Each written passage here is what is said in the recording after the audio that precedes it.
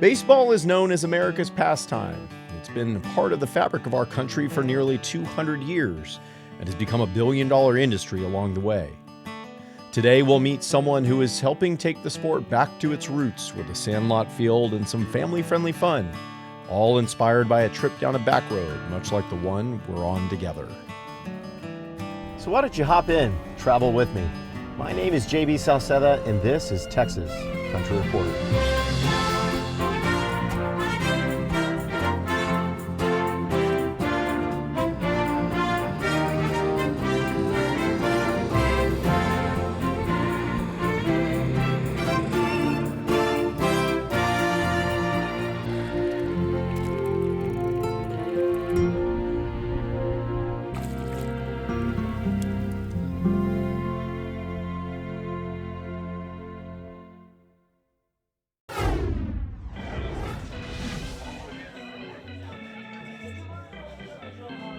When's the last time you played catch? Or the last time you stood at home plate and swung at a baseball tossed your way? Heck, when's the last time you played an actual game of baseball? I remember how fun it was to play as a kid. I remember running around the fields at the park close to my parents' home, playing scrappy pickup games with other kids, and the evening lights of Little League games playing in the distance. But as we all got older, it all got so competitive at some point. Club sports took over kids' leagues, and a night at the Major League game began to cost a small fortune. For the love of the game turned into making the team, and one day, baseball passed many of us by. As we got older, we played catch less, and stopped playing baseball altogether. One day, I left the field, and as an adult, I never went back. It seems to me we've lost some of what we once cherished as America's pastime. The slow pace, the crisp air, eating peanuts in the cheap seats, the opportunity to have a conversation in between at-bats. On the outskirts of Austin, Jack Sanders has fostered a community of baseball lovers and players of all skill levels that seeks to honor that tradition of small community teams that used to exist in every tiny town across Texas and the entire country. He built a ballpark in a field between Austin and Garfield called the Long Time. It might not be the baseball experience you remember growing up, but maybe you'll wish it was.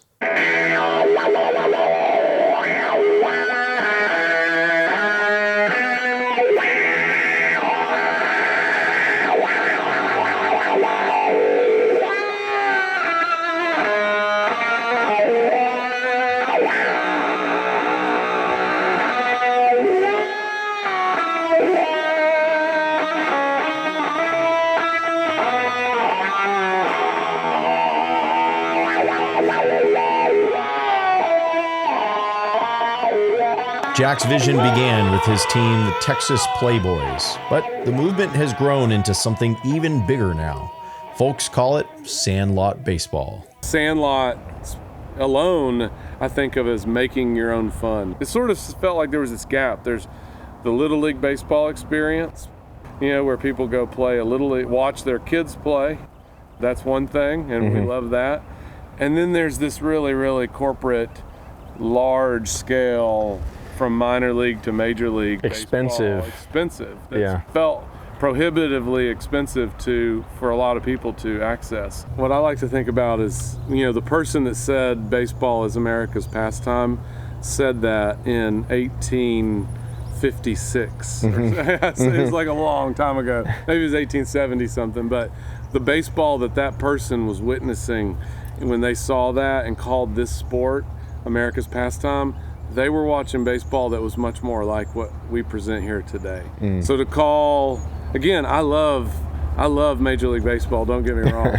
The America's pastime aspect of that was much more like what you're seeing here today, which was pastoral, rural, community-driven, sport. And what people like about baseball is there's moments of action, and then there's so many moments of downtime, and that those downtimes, you're not watching the game. You're sitting on a blanket or sitting in bag chairs or whatever and talking to your neighbor and catching up and sharing something about your life while you eat a hot dog and drink a cold beer. The baseball I saw played at the Long Time was the closest feeling I'd had to what it was like to watch and play ball as a kid.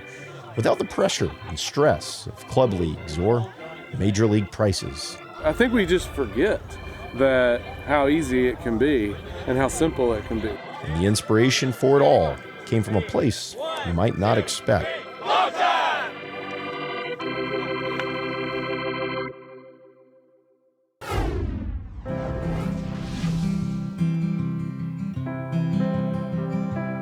Long before the long time, Jack was just a kid dreaming of playing in the major leagues.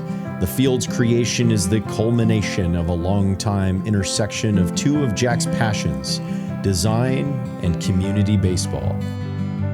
I grew up in Cleburne, Texas, and Fort Worth, and I think the general attitude was to push creative thinkers towards a profession. So architecture. I told guidance counselors that I wanted to be an artist, and they were like, "Well, have you considered architecture?" Did you play baseball all growing up? I played baseball through high school, and then sort of thought it was done. Anyway, I moved to Alabama, began studying architecture, and just fell into this really unique program with an architect named Samuel Mockbee. Samuel Mockbee in '93 started taking his students to the rural, poorest parts of Alabama to design and build what he called the classroom of the community. And it was for basically the underserved parts of Alabama to build community structures, buildings for this community. And on one of these weekends that I was wandering around, I met a guy at a Piggly Wiggly, just out of the blue, just said, give me a ride to the baseball club. And I didn't know what a baseball club was. I didn't know where it was. And so I was like, yeah, of course, hop in, and we drove 11 miles, turned down this dirt road, this Alabama dirt road, as you could imagine, like this orange, like baseball colored dirt, turn down this road and pull into this place where there were probably 400 or 500 people watching a baseball game in a town of 200 people. Like as small a town as you can get. No stoplights. In rural Alabama, pulled down this dirt road and there's 400 or 500 people watching a baseball game. Adults baseball. Beer, catfish, music. Just it literally, like in a Field of Dreams reference. This was heaven. I was like, what is this place? Jack was completely entranced by the New Bern Baseball Club. He decided he wanted to design and build a new backstop for the club for his senior architecture thesis. But he had a lot to learn. Even things that I thought would be improvements, people would be like, no. Like we'd say, what if you had lights? They're like, we don't want lights. Lights mean people are going to stay after dark, and then we're going to get, people are going to cause trouble. He's like, we play baseball during the day, and then we leave. It was over. Yeah. And I was like, okay. And it was really dialed in. I mean, the architecture of this field at 4 p.m., there wasn't a seat that wasn't in the shade. It was perfectly designed. Jack's artistic attention was focused on designing a backstop the club would love, but there were still those diamond dreams of his youth. Could he make a comeback on the field? 6 months, 8 months in, spring rolls around, the season gets kicked back up. We're sort of still doing and making improvements, and I would always sit in the bleachers, with my glove, just waiting for my shot to. And again, I didn't think that it would ever happen. I just was prepared in case it ever did. And did it? Yeah, there was a team, the opposite team, the away team, it's called the Melton Clowns, were short a player, and the manager of that team was like, get over here. And I grabbed my glove and went down there, and I ended up having this an amazing game. I made a diving catch. I was wearing jeans, hit a double, just played just a great baseball game, and at the end of it, the guy from that team, from the Melton Clowns, was like, man, you want to play on our team? And the manager of the home team, his name's Major Ward, he was like, no, he's going to play with us. And that's what my dream was to play for the New Bern Tigers. Jack was just happy to be playing baseball again, but he learned that the baseball club was about much more than the love of the game. throughout the season, if anybody in the community passes away, the baseball club would make sure that there were flowers at the funeral, and Wow. they would dig the graves by hand. The team. So it was basically, the word he used actually was to make sure everybody had a dignified burial. Really? I don't think I'd ever even heard that term, you know, and it kind of just shook everything up for me a little bit. I was like, oh, this is so much more than a baseball game, you know. Is this, that kind of baseball society, is that a thing that's like unique to Alabama? As I worked in West Texas, I realized that there were similar setups along the border. You know, Marfa, Presidio, Fort Stockton, you know, all that had baseball teams that, again, not the exact same model, but community-oriented baseball programs. When I left there, again, like in high school, I assumed that I was done with baseball. You know, I'm like, okay, that was it. I'm done playing Sandlot baseball, but the things that I learned about what I'd call Sandlot, a Sandlot lifestyle or a Sandlot architecture, those were going to impact my practice.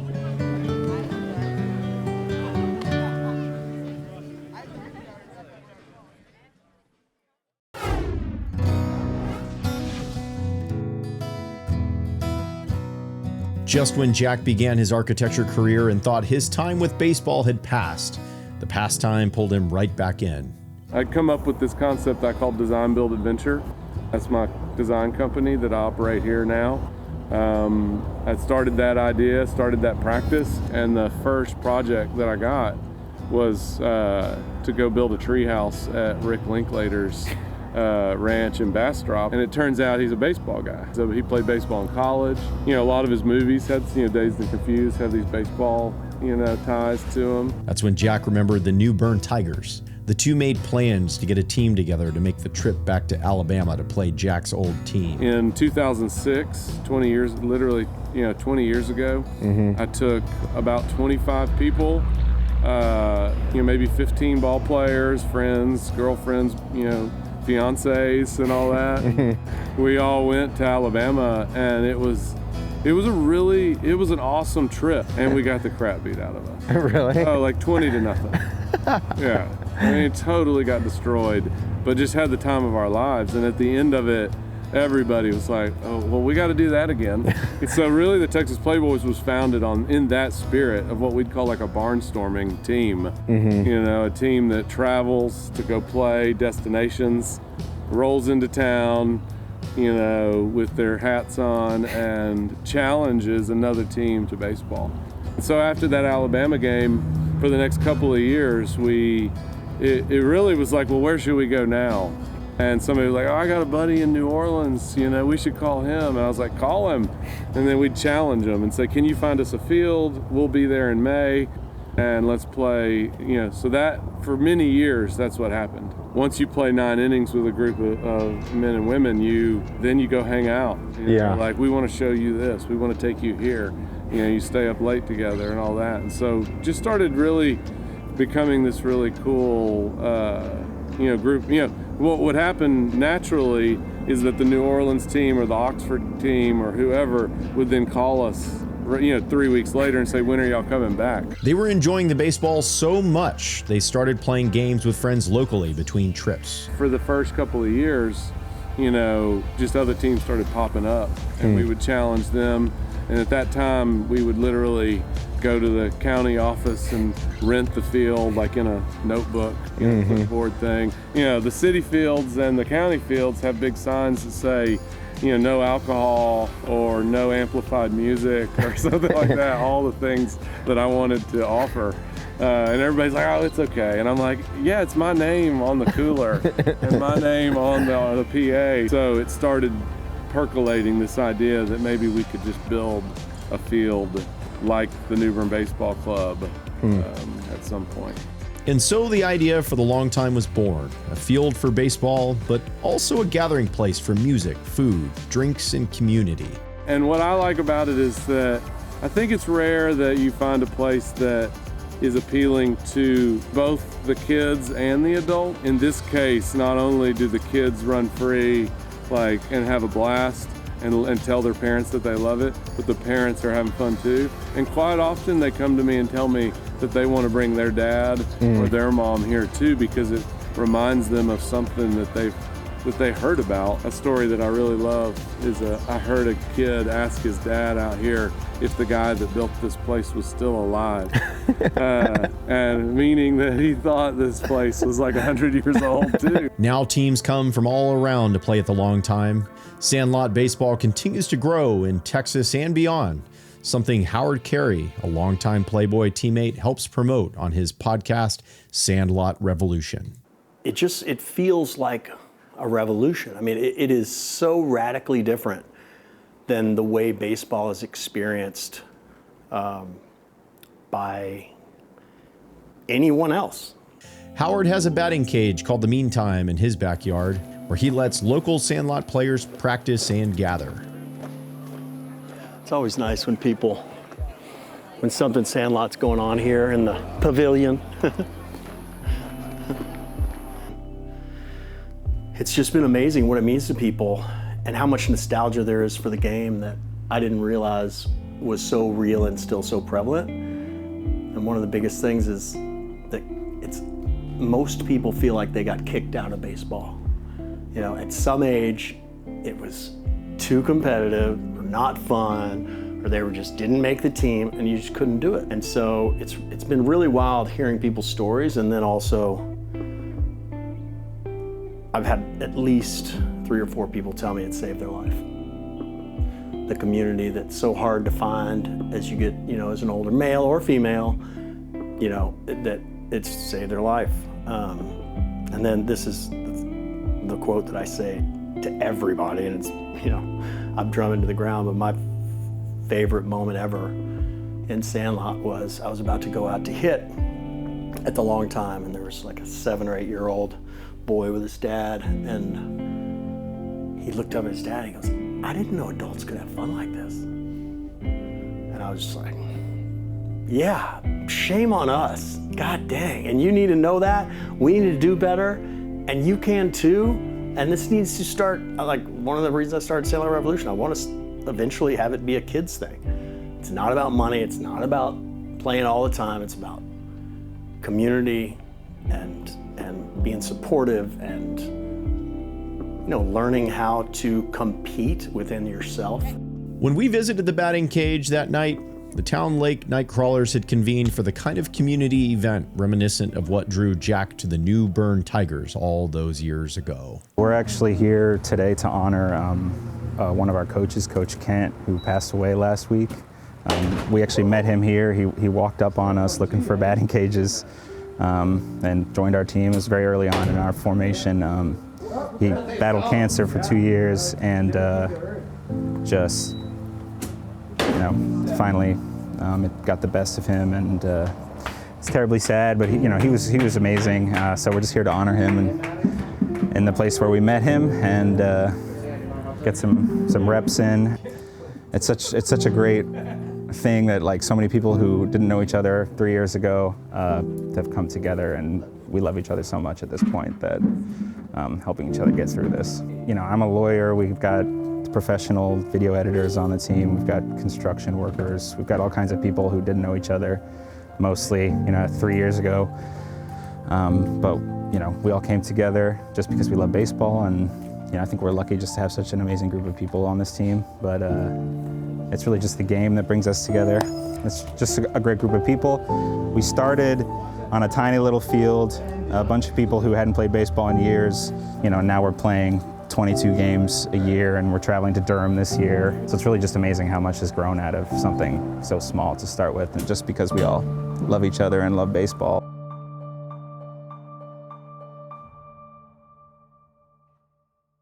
Adults are quick to tell kids to get outside and go find something fun to do. Along the way, we forget to take our own advice. But watching the game unfold with families on blankets and kids chasing foul balls in the grass, it was hard not to see how easy it is for grown-ups to play right alongside them. This wave of Sandlot baseball rolling across Texas started simple. One man helping a stranger, one back road drive fueled by curiosity, and years later, it's still bringing folks together.